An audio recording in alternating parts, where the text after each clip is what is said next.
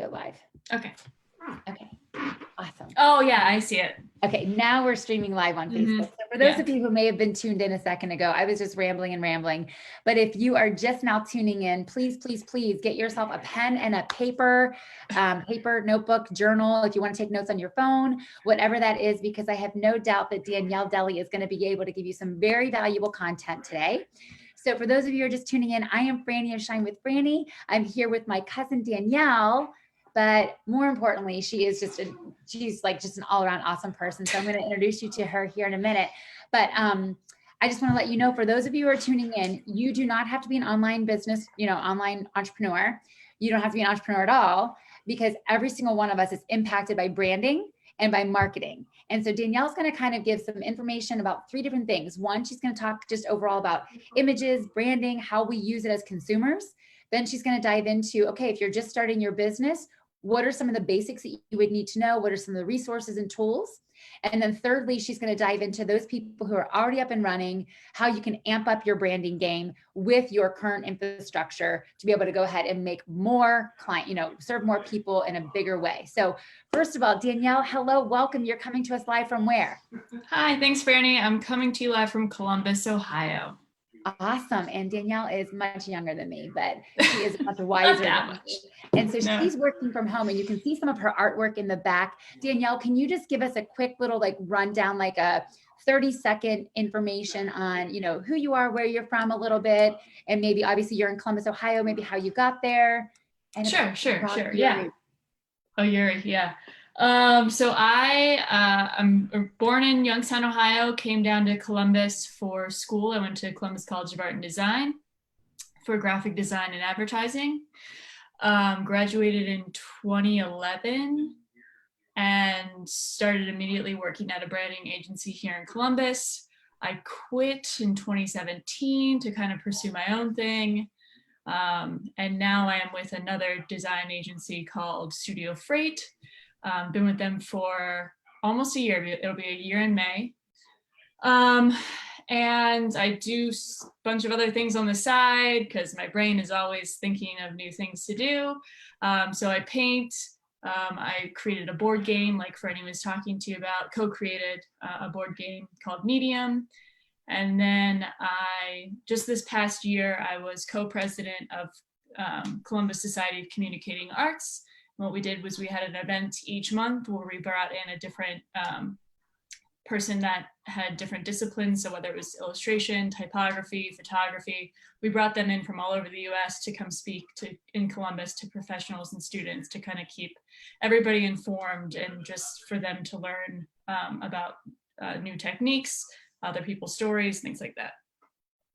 So you have quite a bit of experience, and obviously, like you said, you kind of dabble. And I talk a lot about like the side gigger, and like people who are having like a little bit of a side hustle. A lot of people sometimes start in that space and then they kind of shift. And I know with the medium, your board game, your card game, that has just done success. It's been such a success, right? Can you just briefly just tell us a little bit about, like, because you partnered with people on that, you did the graphic, right? Can you just tell us about, because one of the important things about this is, one is, I was saying to Danielle before we hopped on today, like, I can't sew so I can't make those awesome face masks that people are doing right now. And I'm not on the front lines, in the hospitals or whatever, but I can provide content for people who are online audiences. And Danielle has the talents. And so we know how important it is to partner together and to join forces. So how did you join forces, and who did you work with and partner with to be able to get that up and running? Yeah, so Medium came out of the brain of my co-creator, Nathan Thornton. We used to play this game at work where it's based off an old improv game, and it's just to get your brain thinking and brainstorming, and like you're basically trying to partner with somebody to get into their head. So it's a very good game to play when you are around new people or strangers to get to know them better, because you're literally trying to get into that brain of the other person. So you're working together throughout the entire game. So that's what we would do before brainstorms, to get our brains moving and thinking a little bit differently. And he had the idea to actually turn it into a board game. So for the past 3 years, we had been working on it. And then it was a year and a half ago at a convention. It was just a prototype phase. we brought it to a game board convention, and a publisher approached us saying, hey, we'd really like to publish this game for you. I mean, it was all new to us. This was a whole new thing. But what we wanted to do mainly with the game was to bring happiness into people's lives. The biggest thing with party games right now is that they're really gross sometimes. You can't really play them with families. So we wanted to create a party game that was very open for everybody and didn't offend anyone. It could be fun. It gets your brain moving. So our biggest thing was to create happiness, and like, especially in this time when you're home with hopefully a partner or someone that you love, you can play it with them, you can play it online. I mean, it's just a fun game to play wherever.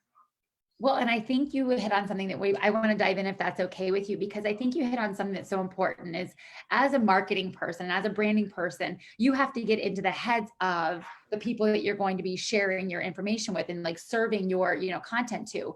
So I know that in my coaching group that we just talked last week, like what are the problems, what are the pain points, and then how do you solve those? Yeah. And then also like what energy, like on Monday, I did a free little like literally surface level because I knew I was diving in with you today, but like, hey, look, if your photos are of you like being really pensive and you've got your glasses on, like you might attract somebody who's a little bit more cerebral than me, who's like, blah, wearing like, Right. Lily Pulitzer pink, Right. like your energy, and the branding that you choose. So can you kind of start, let's just overall start if it's okay with you, going into like, what is it that marketing people are kind of thinking and how are they using branding? Like what are some of the subliminal, maybe unconscious biases that maybe are going into some of the things that consumers should know about and then also the business owners should be aware of? Sure. Yeah. I don't know a ton about marketing, so I'm not going to dive too far into that because it's just really not something I'm interested in. I know that they can be hand in hand, but marketing, I think it leans a little bit more towards the advertising and like the messages you're putting out there. And I'm more of like, I want to create the thing and then pass it off to the marketing team and just, you guys do whatever you do with data. Because I feel like a lot of branding for me is a very emotional thing. And my biggest thing, and something I wanted to talk to everybody about, and I doubt I'm even answering your question, so I'm so sorry. But the biggest thing about branding for me is the starting point is just defining like your mission, your vision, your values, and just defining everything you can with your brand and whittling that down into like an elevator pitch, which I'm sure you have for Shine, or what are you calling it now? Yep. Yeah, it's Shine. Okay. Yeah. Okay. And I can just tell you really quickly what it is. So for those people who are watching, like it should be so succinct. Mine is I help entrepreneurs build their businesses online through media marketing messaging. So simple. And like my biggest thing with that, why you do that is my partner that made the board game with me, he always says, if I'm going to throw 10 ping pong balls at you, you're probably not going to catch any of them. But if I throw one ping pong ball at you, you have a better chance of catching that ping pong ball. So instead of sending 10 messages out there, like just flooding, you're trying to say everything and trying to get it all in there, being able to just throw one message out there at a time gets people to understand what you're doing so much easier than, a ton of messages out there. So getting down to that elevator pitch is so simple and good.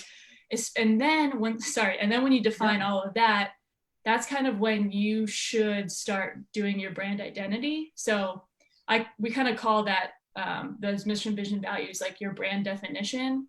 And you should do all that before you even send your ideas to a graphic designer or a branding agency, because having that foundation just cuts down all that time for a branding agency to be like, okay, now, how does your company make other people feel? What's your audience?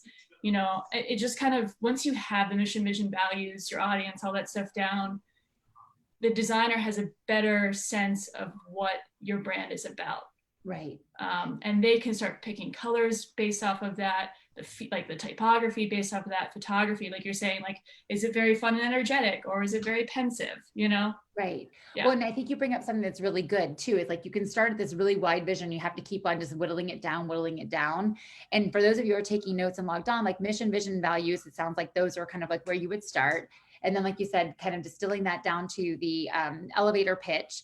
And then also to like, one of the things I was talking about with my coaching group was like, where do your people shop? Like Yeah. where are some places you like to shop? Yep. Because mostly your energy, right? Your vibe attracts your tribe. So mostly like, even if you can say like, when you and I met, we did, tell me, is it called a storyboard? What is it called? A brand board? A mood board. Mood board. Mood board. Thank you. Mhm. And for those of you, like, you can go and Google, can they just Google like mood board or mood something board. like that? Mhm. And maybe I'll put up a picture of mine too. Yeah. Because I still have the original one that you and I did. And it was like, Oh, really? these are the colors. Totally. Yeah, And that's it's awesome. like, these are the colors and this Yeah. is where we should, like, so can you talk a little bit about that? Like, how do you then get to that next step? Like, you use the word typography. I use the word font. I'm assuming Yeah. we're talking about the same thing. Yeah. It's Yes. like, Yeah. right? Mhm. Yeah. But tell a little bit about, like, are there any free resources that they could use, or where, if they don't maybe necessarily have the funds or the resources right now, Yeah. what is something that maybe a new entrepreneur could do to be able to kind of go in that direction, to be able to get that next step? Yeah, I think surprisingly, I don't think I would have said this 10 years ago, but now I would say this. I think Pinterest is a really great resource, because what they do is when you pin something to a board, you're basically creating a mood board. That's good. You're already starting to curate the things that you like, whether that's for your house or for your wedding. You're already starting to curate and create that mood board. So Pinterest is a really good resource for that, because they have all sorts of so many, what do I want to say? Swipe. I'm going to call it swipe. Like, so many pictures of things and resources of things. Like, you could type in a feeling on Pinterest and it's going to start making a board for you. And you just kind of have to whittle it down from there. So I feel like Pinterest is probably the #1 free resource I would use. So let me ask you this too, because you mentioned something about the emotional side of things. So obviously, how do you want your audience, or how do you want your consumer, your client, whatever that is, how you want them to feel? Like, how can I also, obviously my personality is very bright, obviously, but, how do you blend like your personality with also like like not like the emotional side of that? Like, how can those two kind of join?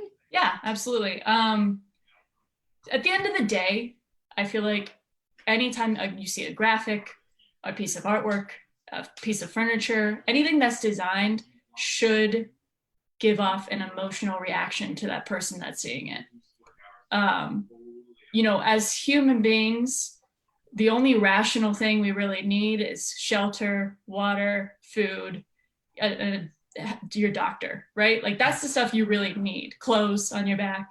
But so those are rational decisions that we make.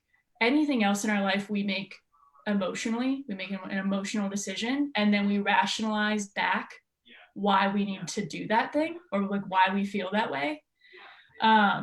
So I think, like, when you see any product of your brand, whether it's the logo, the type, the color palette, it should elicit some sort of emotion from that person, and then they'll rationalize why they need it. So do you really need those Tom's shoes? No, but Tom's is a really good emotional bond to their brand of you get a pair, you give a pair. So you feel like you're helping somebody out. Do you really need those shoes? Maybe not.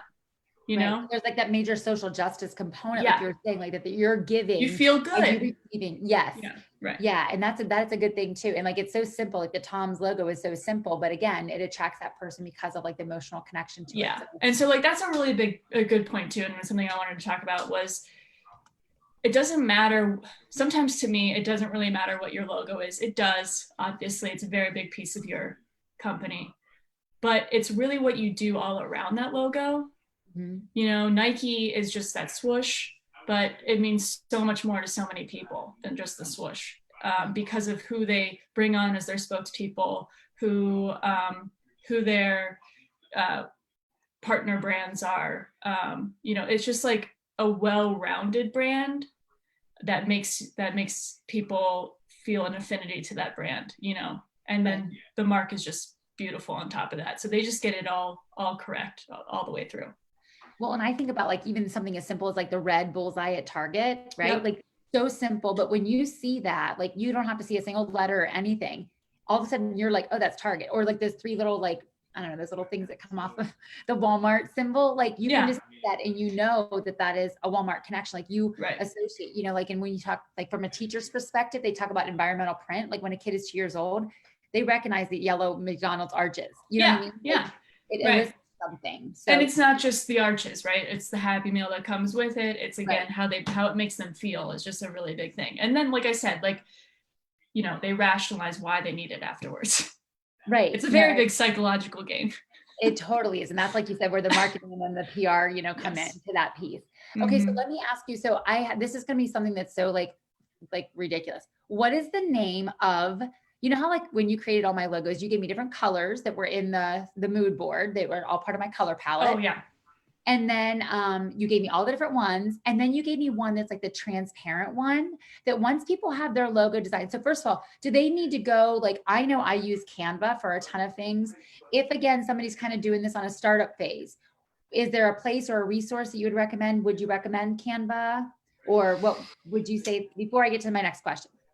I don't know Canva at all. Okay. I don't know because I'm in it as on a professional level, that I would say like, any program that I use, I'm paying for that program, because it's just like the best of the best. You're not having any issues with exporting, making those transparent logos. So as a person in the arts profession, I would say always try to hire somebody to help you do that. But if you are doing it on your own, I would just refer to whatever you've been using, just because that's, it's not the world I've been in. Right. Okay. Yeah. And so is that what that's called? That transparent logo? Like when I put it on my images and I take off the background of it, is that what it's called? Yeah. So that's called it's called a PNG file. And it's basically removing the background behind it. It's so like a JPEG will put the white background on it. You can't make a transparent JPEG. Okay, so for those people who are tuned in, because I know that there are some people who are watching this who are business owners and they're making like their cute little quote cards and things, we want to make sure that they have the PNG file, not the JPEG file then. Okay, so they can put that in. Awesome. And a transparent PNG, because the PNG can have a background too. Should put some glasses on. I totally really nerding out. Talking nerd speak right now. Weird and freaky. Yeah. Okay, so once somebody gets their logo, they have, they have their colors dialed in.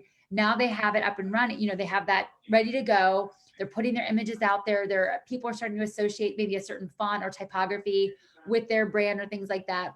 Now we want to take it up to the next level. And just for those of you who are watching, keep on staying on, because it's not going to be an hour long today. We typically have our Wednesday sessions are an hour, but we're going to kind of wrap this up and then put the baby to bed. So for those people who are already up and running, what would be like the next level of like the branding 201 course, or what would you say that they can then up their game? So I think you made a suggestion about like, could it be doing Instagram filters? Absolutely. I think that's just making sure that your brand is as widespread as it possibly can. I'm sorry to interrupt you, but you have to talk about that. First of all, because you're way younger than me and way cooler than me. Well, I was going to say, this is not what I would suggest as like the thing you should do. So I think that's a good idea. I think that's a good idea, because I think that, Instagram is, if you wanted to attract a younger audience, that's probably where you're going to get some of those people. But I feel like if I, with Medium or with any brand that like we're working on, I think the biggest thing is to check in with your audience, kind of see how they are, almost like doing a survey with them to kind of see how they're perceiving the brand, where they're seeing it. Just like, I think collecting data from people is probably the best thing you could do for like how to progress your brand forward. I think it's like, you're in it for so long that sometimes it's best to take a step back, take a look at everything. Does everything look consistent? Have you just been in the weeds and you're just making things really quickly? And maybe you can like redo that and make it a little bit better, a little bit clearer. I also think that looking at who you are aspiring to be is kind of, again, taking that step back, looking at who you're aspiring to be, to kind of see what they've been doing. You might have been in your brand a little bit too long. I think it's doing little things like that help you grow your brand a little bit more than just like constantly pushing stuff out there all the time, because sometimes that could just be a little bit too much. You don't know. So like checking in with your audience, asking friends, hey, can you take a look at all of this? Does anything not read clear? Can I clean this up a little bit? I think that's the most helpful thing you can do. Well, you bring up so many good points. And one of them is like, I always talk to people about like polling your audience, like throwing out, like when I was doing the cover of my book, I was like, hey, do you guys like this? Or do you like this one? Like which picture is your favorite? And then, people were like, oh, this one definitely, and so I got more and more. It was funny though, because on Instagram, they were vehemently towards one and like almost unanimous. And then on Facebook, they were and I was like, oh boy, just two pictures. I know. I was like, oh my gosh. I'm like, And, you know, and I always tell people, do not have more than 3. So like, if you are going to a branding person, say to them, these are the 3 brands that I like, I follow, right? I know, and I trust, and I believe in. Yeah. And so bring that. So like you said, so that branding person really starts to understand and kind of get into your head and to know your brand, the emotional connection to your brand. So that's one thing you mentioned that's really important. The other thing you mentioned, I think is so great, is I call it the Fraidy Foltz method of find 4 to follow. I love it. Find 4 people, like one who's in your current sphere of influence, one who 1 year you want to be, 5 years, and 10 years. Yeah. Because I think that is like, it's so easy to get so overwhelmed. There are millions and millions of people doing what you're doing. But guess what, guys? There's nobody who's doing it the same way you are. Yeah. God gave you the one gift, the one talent to do it. And he also has a logo that is special for you. And even though the color might be somebody else's navy, guess what? It's not your navy with your brand, with your information. Absolutely. I 100% agree with you. And I think, you know, the one thing that resonates with me with that is like, if you are doing this project on your own, it is very easy to get bogged down, to not really question it. So having this like group of people that you can reach out to and say, hey, can you just take a look at what I'm doing? Like, it might be clear to you, but when you ask somebody else, it might not be as clear because your head's been in it for so long. So like making sure you're getting other people's opinions is a very big deal. Well, and I think that's something that's really important too, because also polling like your audiences are very diverse. And obviously you're going to look at it from a very different lens because you're a designer than me, who I'm like, oh, it looks cute, you know? Right. It has like a different emotion for me. And also like somebody said to me the other day, like, I really want to buy, I like your book a lot and I really want to buy it. I have 3 sons. And she said, but I need to be honest, like it's pink and there's a picture of you, it looks like, you know, on the front. And I was like, so I thought, well, here's me. I'm like, I'm going to do a beta test and I'm going to create a different cover and I'm going to put the title as what next and see how it performs and see which one's better. I'm like, I was just saying today to my company that I was like, I want to see more pink in brands. Like pink is such a unique color that it's not being used, that like, and I think it gets turned down so much just because of gender that it's just a shame. Like pink is so pretty that like it just needs to be out there more. And so I think it stands out, but that's just me. Well, and I was going to say, and you also, hey, I'm all for it. Like, I know. does not take much to sell me. It really does stop you. It really does stop you and make you look. I mean, yeah. Well, and also like when you think about that, like honestly, like I mean, everywhere I go, guys, like this is it. Like this is my shine with it. I think you made this for me. Yeah. Like I've got it everywhere. But like when you see that, you think Lily Pulitzer, or you think, you know what I mean? Like you associate something with that. And so guys, I guess to kind of wrap up here then, what would you say are like 3 takeaways that kind of just help somebody if they're an overall consumer, like with just, you know, being aware of like imaging and messaging. And then, you know, a second takeaway for like the number one thing for somebody who's new time entrepreneur, kind of just getting going on this. And then finally, like ready to up your game. Yeah, I think I'm just going to jump around these questions. But I think one is you have to be as honest as you can with the brand that you're creating, because people will sniff out when it's not honest. It doesn't matter what it is. It'll be apparent. I think like you were saying, utilizing what the internet can give you for free to push it as far as you possibly can, whether that is Canva or Pinterest or whatever else you might find. And I think that 3, like you were saying, you know, who are you aspiring to be? Making sure you're always looking towards them or taking a step back and using your audience to help guide where your brand can go. Did that answer those? Yeah, no, I think it does, because I think that so often, like you said, you get in the woods, you kind of in the weeds, pardon me, and in the woods too, like you're like, I'm lost, you know, and you don't know where to go. So a couple of things. One is I want to promote, of course, you're not doing private work because of the firm you work with, right? So is there anybody who, you know, like if somebody wanted to reach out or if somebody said, hey, I don't know where to start. Yeah, I would say reach out to me first and I can direct you into any course of action you want to take, whether that is with a freelancer or with a company. Okay. And then are you familiar? I'm assuming you're very familiar with Fiverr, but would you recommend that as a route to go if they were looking to get just a logo created very quickly? What is it? Fiverr. Oh, look at you. You're like, I don't even know what that is. I don't know. Girl, Fiverr. That's okay. My cover design for my book. Like everything I do is from there. They did my formatting. They did. find the perfect freelance, use it. Absolutely. I mean, if, as long as, you know, people are getting paid, I can't say no to it. I know. Well, here's the thing that, I mean, I will tell you, it has changed your industry, because I have a friend who is she's a graphic designer, and Yeah. everyone's hopping over there because she's charging $100 an hour or whatever. Yeah. Hopping over to Fiverr. But guess what? I mean, in companies like yours, like you're working for big brand companies, you know, Yeah. you've done really big projects, Right. and big corporations. And so in your case, you know, they're paying for that. And also, Yeah.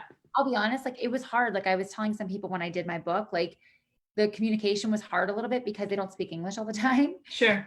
But so there's, you know, there are some glitches, the time Barriers, yeah. glitch, you know, there's certain things. And also they don't know necessarily, some of the people I work with were, you know, in East. Yeah. And I would say, you know, it just depends on what you need. If you have a small budget and you need something that you know is just super simple and whatever it might be, absolutely use the resources at hand. If you need something bigger, I would then look for something a little bit bigger that can help you with what you need to do. awesome. Okay. Yeah. And they can also check out your artwork, like some of the stuff that's behind you Sure. at DanielleDeley.com, right? Mm-hmm. And I'll put that information in the show notes, and I'll put that information below. And Thanks, then they can Fraidy. go on, hey, you bet, girl. And then they can go on and they can buy Medium, right? Yes. Yeah. You can get it on Barnes and Noble, Amazon. Hopefully, I mean, I truly am not sure how production is going at the moment with this whole coronavirus situation, but you should be able to find it on Amazon and Barnes and Noble. Well, I know it was a bestseller. My mom, we looked for it at a couple of different places down here and we couldn't find it. They were like, oh, it's sold out. It's sold out at Barnes and That's Noble. great. That's great to hear.